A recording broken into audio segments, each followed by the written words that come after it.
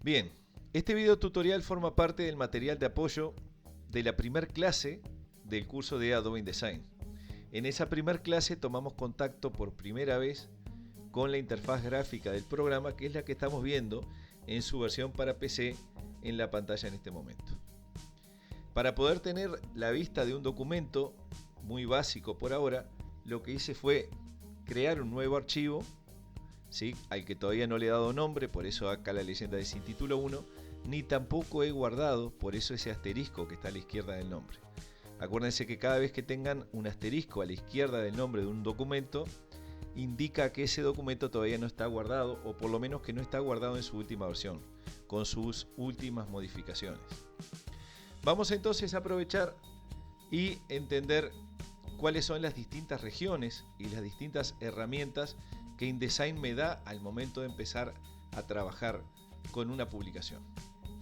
En primer lugar, tenemos la barra superior, donde podemos identificar el logotipo, la marca gráfica de InDesign, que está trabajando acá como icono del programa, un botón de acceso al bridge de Adobe, otro botón de acceso a Adobe Stock, donde podemos descargar imágenes y fotografías, en su mayoría de paga.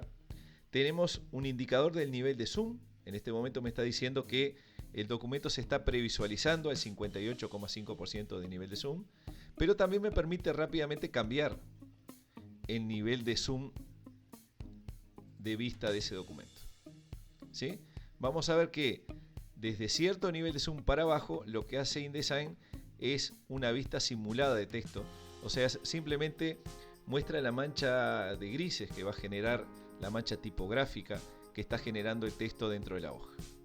¿Cómo hago para volver a nivel de zoom que tenía donde se encajaba la hoja dentro del área de trabajo de InDesign? Control 0 o comando 0 si estoy trabajando en Mac.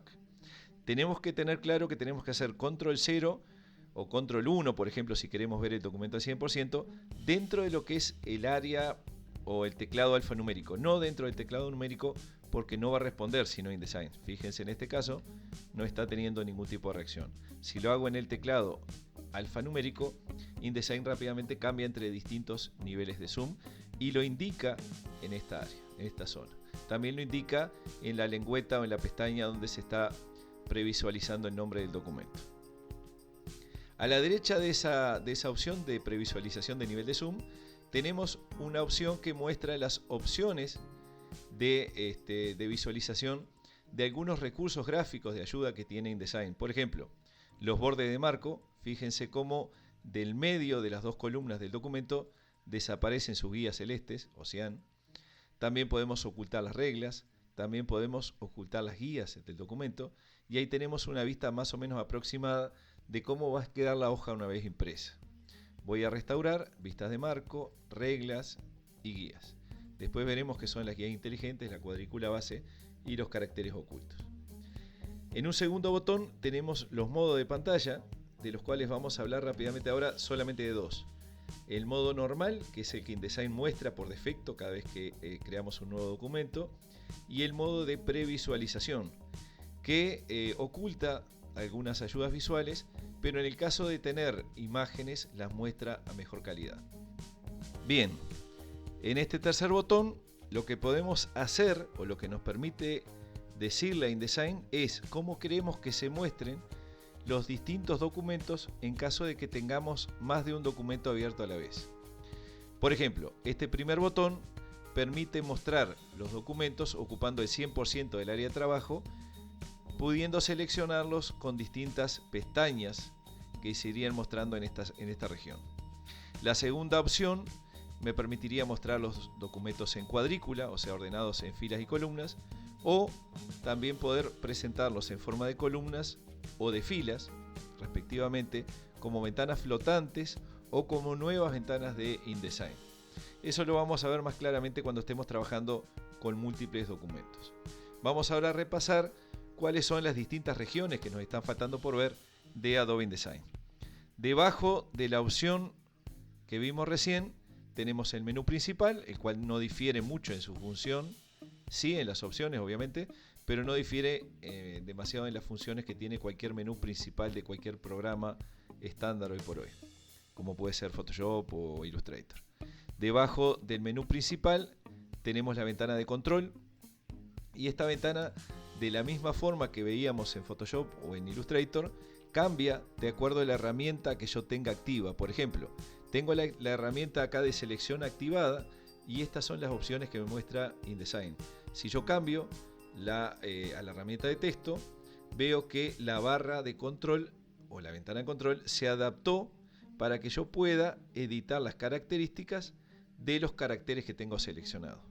A la vez, dentro de la misma ventana tengo una opción, en este caso, que es control de formato de párrafo, y esto me permite cambiar, por ejemplo, la alineación del párrafo, ¿sí? Puedo trabajar con sangría izquierda, de primera línea, etcétera, para cambiar los aspectos de ese párrafo. Volviendo a la herramienta de selección, veo que la ventana de control se restablece a las características o configuración que tenía anteriormente. Si seguimos viendo las distintas zonas de InDesign, tenemos a la barra principal de herramientas, que es muy similar en cuanto a sus características, no a las opciones, nuevamente, de la barra principal de Photoshop o de Illustrator. Y a la derecha la zona de estacionamiento o el dock de ventanas de InDesign.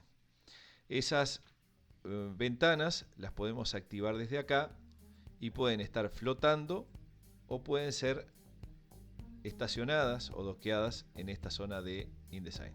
Si yo quiero nuevamente pasar esta ventana a modo flotante, la arrastro desde su barra de título y la tendré dispuesta en la zona y el tamaño que la necesite según mi preferencia o mi necesidad en ese momento. La puedo cerrar aquí, o también podría minimizarla y dejarla flotante de esta manera. Aquí la vuelvo a restaurar y aquí la podría estacionar nuevamente. Así como la puedo estacionar como un conjunto de pestañas acumuladas, también la podría colocar debajo de ese conjunto de ventanitas que ya tenía abierta aquí. ¿Sí? Entonces ahora tengo páginas y carácter arriba y tengo capas debajo. ¿Sí? Este es el modo básico de trabajo con las ventanas en InDesign. Debajo tengo una zona donde InDesign me informa de algunas condiciones de trabajo que estoy teniendo en ese momento, y aquí tengo un mensaje de error. Ese mensaje de error no es más que el texto que se encuentra desbordado en este punto. Acá el signo de más indica que hay más texto del que InDesign está mostrando en este momento. Con este repaso general de las opciones de la interfaz de InDesign, vamos a hablar rápidamente, sin entrar en detalles, de cuál es la filosofía de trabajo de InDesign. InDesign permite trabajar rápidamente con páginas. Yo acá agregué algunas páginas adicionales, las cuales puedo borrar seleccionándolas y apretando el tachito de basura, en este caso, para eliminar las páginas adicionales que había creado, o puedo crear nuevas páginas una a una con el botón de página nueva. ¿Sí? Si trabajase con 8 páginas, aquí tengo la vista de las 8 páginas de trabajo. Estas serían las páginas que, una vez cargadas de información, InDesign mandaría a imprimir en el caso de que se lo pidiésemos. Con doble clic yo me cambio al pliego o página que necesite editar en ese momento. ¿Sí? ¿Qué pasa con las páginas que están arriba de esta línea? Son las páginas maestras. Son páginas que me permiten rápidamente aplicarle un formato a todas las páginas de una publicación.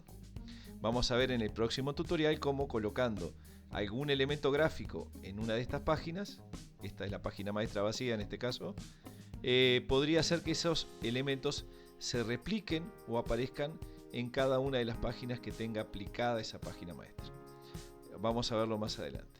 Ahora, por otro lado, hay otros dos elementos o otros dos recursos que tiene InDesign que me facilitan muchísimo la edición, y son las opciones de estilos que tiene InDesign.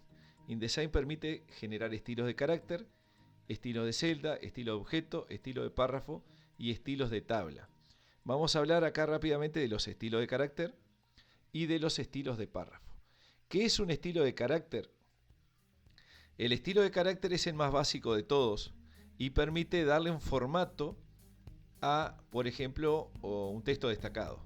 Si yo le quisiera destacar en algún momento, voy a reordenar acá las ventanas y ya aprovecho a mostrar cómo es que trabajan estas ventanas nuevamente.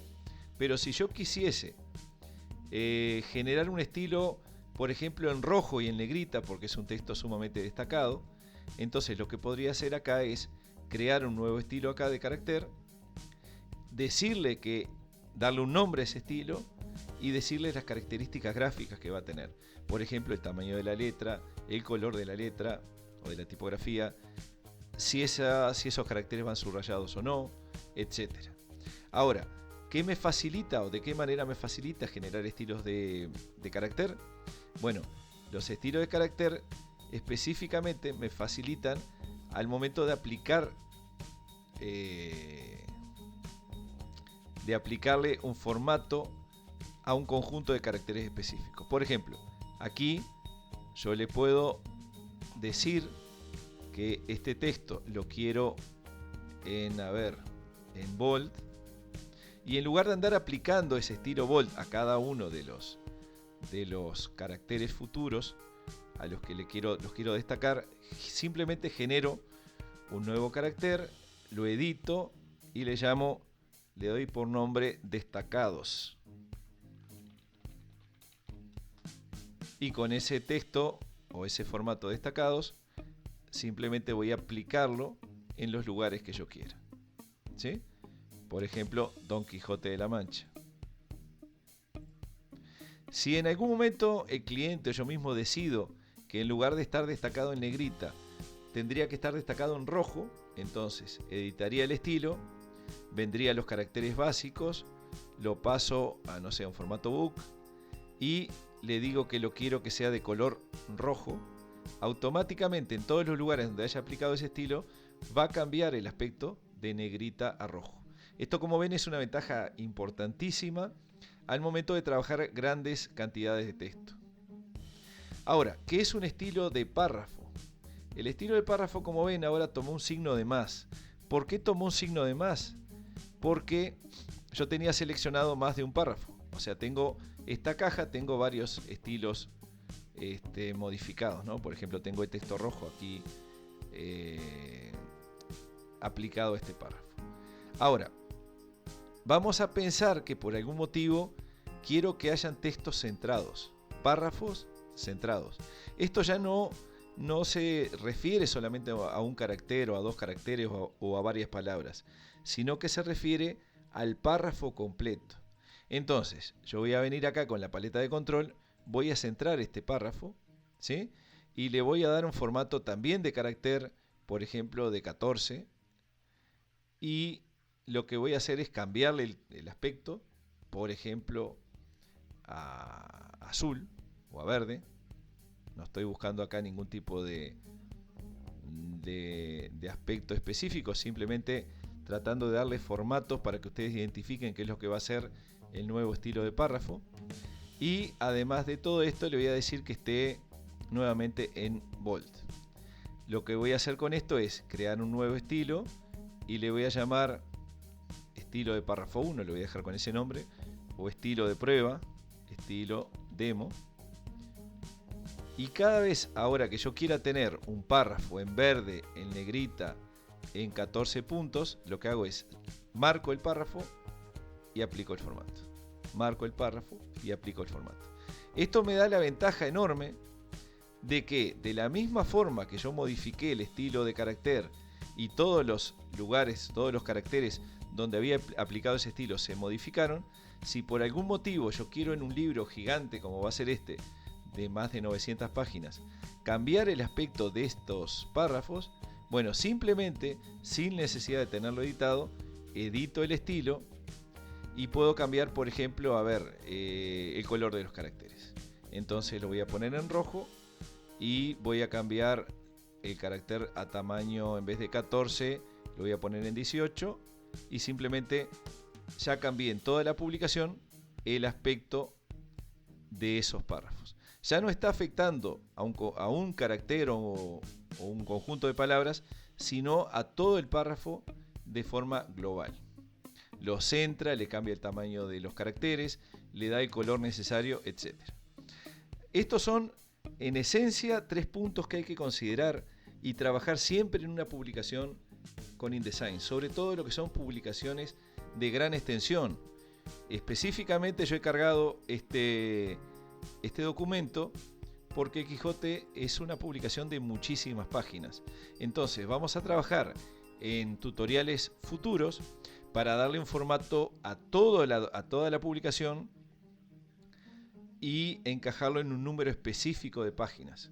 Y van a entender ahí claramente cómo es la importancia de trabajar con textos grandes dentro de InDesign. InDesign tiene una potencia excepcional al momento de trabajar con gran cantidad de información de texto y presenta una comodidad que no tiene de ninguna manera Illustrator ni mucho menos Photoshop.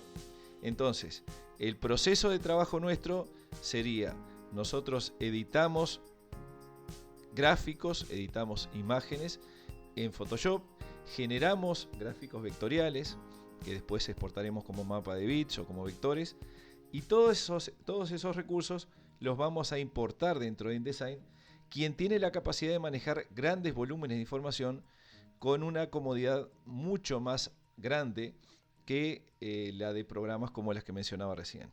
Entonces tenemos bien claro que es edición de fotografías o de gráficos de mapa de bits, Photoshop. Edición y creación de gráficos vectoriales, Illustrator. Pero específicamente para el tratamiento de grandes cantidades de información, especialmente grandes cantidades de texto, InDesign. En InDesign vamos a trabajar con el Quijote en una publicación de varios cientos de páginas y vamos a ver cómo podemos configurar, editar y publicar esa información de forma optimizada en tiempo y en resultados. Por ahora quedamos con esto. Los formatos que hemos visto hasta acá de los caracteres y de los párrafos no tienen nada que ver con lo que va a ser la edición final de este libro.